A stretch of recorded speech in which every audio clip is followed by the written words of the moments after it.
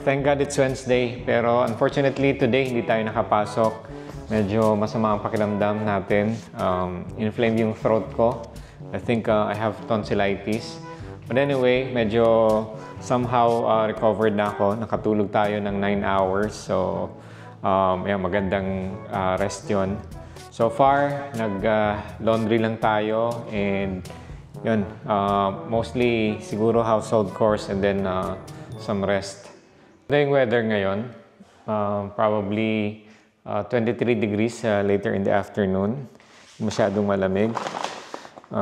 Yes, subok tayo ng coffee. Jed's coffee beans. So, pero kailangan pala natin mag-descale ng ating coffee machine. No? Ginagawa natin to every 2 months. Yan, kailangan natin mag-descale every 2 months. Remove muna natin yung filter and we need to add the descaling solution. Okay, ayan. I just filled it with water dun sa descale line. Add natin yung descale solution. Gamit din natin yung Breville descale solution.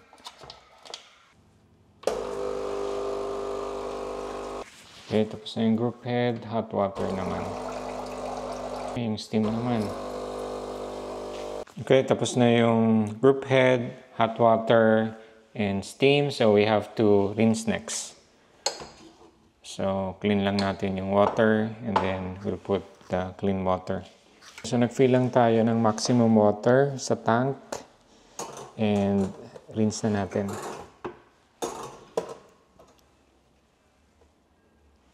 Okay, 1 cup. Okay, hot water, rinsing. Last is for the steam. Ayan, it's all clean. Ready na ulit for the next 2 months. So normally nagko-coffee tayo every morning. Ayan. Magpalit na rin tayo ng water filter. So every 2 months natin pinapalitan para filtered yung water.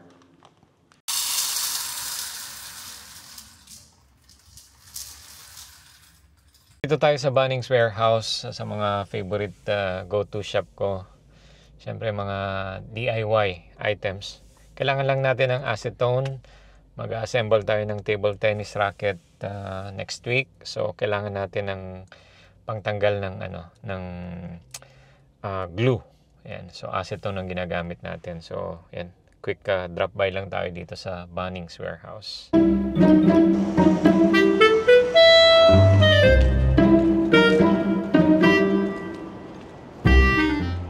Kailangan lang natin itong maliit na acetone and diggers, pantanggal ng glue sa table tennis rubber.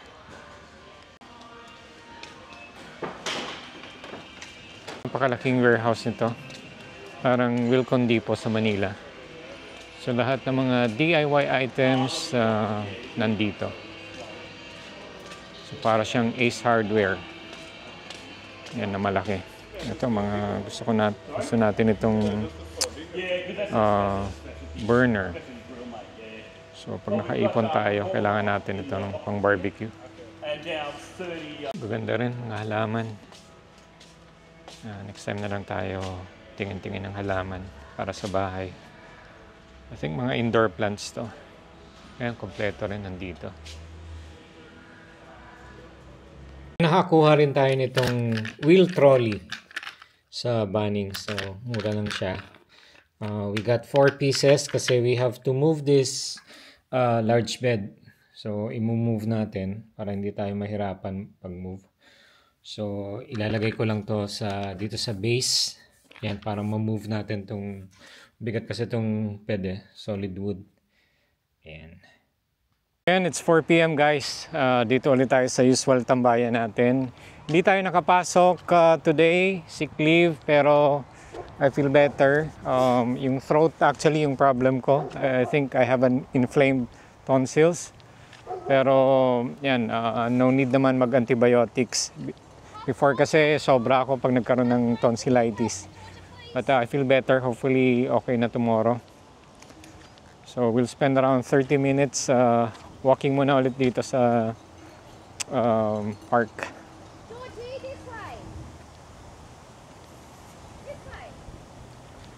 It's 22 degrees, so fine weather.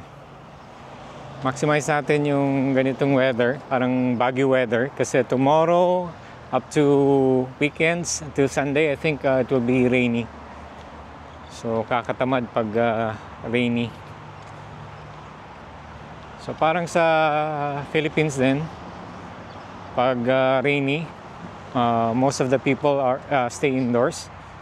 Ang advantage lang is kahit continuous yung rain, at least pag nasa city ka or nearby suburbs, walang baha naman. So, yan. Unlike sa atin kasi pag pag prolonged rain, asahan mo na yung baha, especially sa Metro Manila.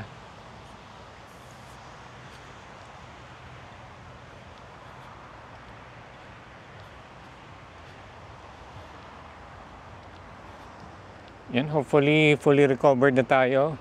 We've got 2 more days, Thursday and Friday, and then just like that, weekends na naman. So sana tahimik yung Thursday and Friday natin. I mean, tahimik in terms of issues sa office.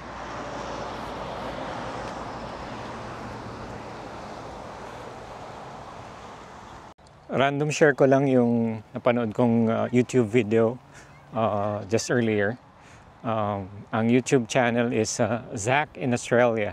So isa yan sa mga vlogger na pina-follow natin. So I think he's based in Melbourne, so Filipino. Bata pa, I think he's in early 30s, maybe around 31. So isa sa mga guest niya kanina dun sa video na yon, kasi he does interviews sa mga Filipinos na nasa abroad or nasa Australia na very successful. So dun sa video na yon, napanood ko, ang guest niya is si Frank Mendoza. So actually I've never known this guy. He's in his 30s, I think 30 years old to be exact. So nakakabilib lang, no? Kasi siya pala ang owner nung MNL plus LA. So it's a clothing brand na parang ang impression ko is parang mga H&M or parang Uniqlo style. So I think originally he's based in US. So it's a clothing brand basically, and actually hindi ko na siya inabot, no, pero apparently meron pala siyang store sa Gateway Mall Cubao. So MNL plus LA, or I'm not sure how i-pronounce yun, MNL plus LA. So I think that stands for Manila plus LA. So nakakabilib lang, very inspiring yung story niya, kasi he put up a clothing brand, and actually he's setting up a new store dito sa Adelaide. So napaka-inspiring, ganda ng kanyang business plan, and yeah, I think it's very successful. He's not afraid of making investments. Hindi siya takot na i-kompetensya yung mga known brands. He doesn't think na saturated na yung market, and malakas ang loob, but at the same time maganda yung business plan niya. So yan, believe ako actually sa mga businessmen, sa mga business minded, kasi it's something that I haven't done for the longest time of my life. Ever since kasi nung nag-graduate tayo is isa tayong hamak na employee. So I have high regard dun sa mga business persons, sa mga businessmen who has their own business for their livelihood. Kasi syempre isang skill din yon, yung magaling ka mag-manage ng sarili mong business. So I was impressed with this Frank Mendoza, or yeah, siya yung owner ng MNL plus LA. So hindi ko pa known itong clothing brand na to, pero just upon seeing yung interview sa kanya, yeah, I'm impressed. So that suggests na anyone can be successful no matter what's your age, as long as you have a goal, you have a plan, anyone can succeed. So ito nga, as I've mentioned, itong si Frank Mendoza, hindi siya natakot to compete with other known brands, and yun, he just created a business plan and pursued his dream. So I think, if I'm not mistaken, he started as a manufacturing for other brands until he decided na magkaroon ng sariling clothing brand and store. So kudos kay Frank Mendoza. Hopefully someday, in God's grace, magkaroon din tayo ng opportunity na magkaroon ng sariling business, maybe here in Australia or even sa Philippines. Siyempre, it's something na dream din natin or pangarap din natin na someday magkaroon din tayo ng sariling business. I don't have any plans yet, pero yan, why not? Hindi naman masamang na mangarap.